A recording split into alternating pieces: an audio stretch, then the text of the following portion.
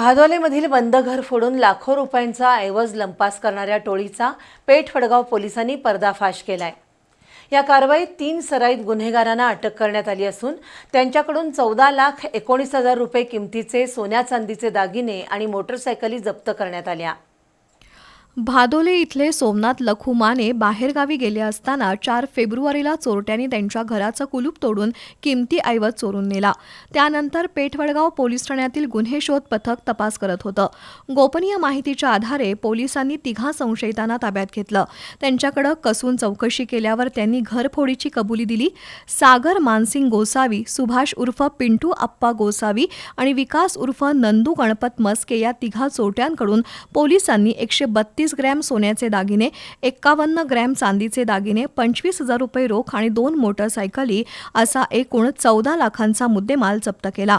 अटक केलेले 3ही चोरटे सराईत गुन्हेगार असून त्यांच्यावर कोल्हापूर आणि सांगली जिल्ह्यात घरफोडीचे अनेक गुन्हे दाखल आहेत। ही कारवाई पोलीस निरीक्षक प्रमोद शिंदे, उपनिरीक्षक भरत पाटील यांच्या पथकानं केली।